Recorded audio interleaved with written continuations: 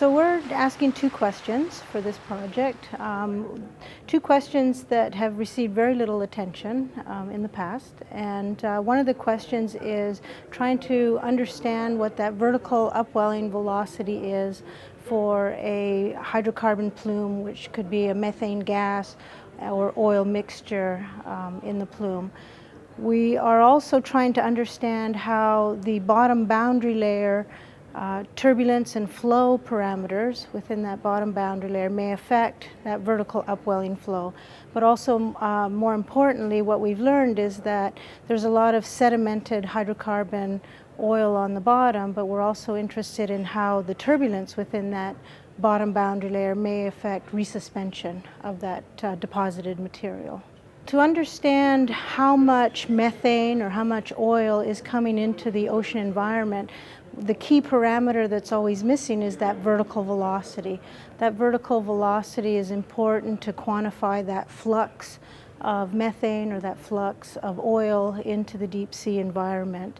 And one of the benefits of the way we're going to do it is that we're going to be able to get a long-term time series measurement of about 3 months of data where we can look at how the temporal variability of that vertical velocity might be modulated by some horizontal dynamical processes that might be related to tides or other physical oceanographic processes.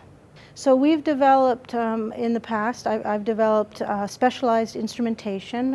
One instrument is called an acoustic scintillation propagation system, where we transmit sound through a plume. And this work builds on work that I've done in deep sea hydrothermal plumes to monitor that vertical velocity and turbulent characteristics of those plumes.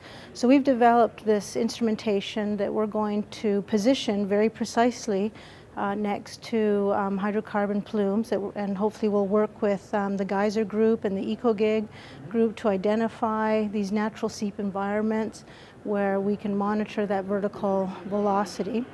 And also we're going to deploy bottom-mounted acoustic Doppler current profilers that will allow us to get at the bottom boundary layer characteristics, both the flow, temporal variability of the flow, but also the temporal variability of the turbulence that might lead to resuspension of that deposited material.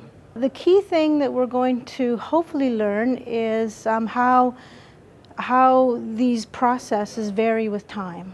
A lot of measurements have been made with remotely operated vehicles where you can go down, you can get an instantaneous measurement, but there's very little measurements that occur over the long term that you can tie processes to some horizontal processes. So for example, people have commented that one time they'll go to a seep site and it'll be very vigorous, another time there may not be very much there, and that vertical velocity may be reduced.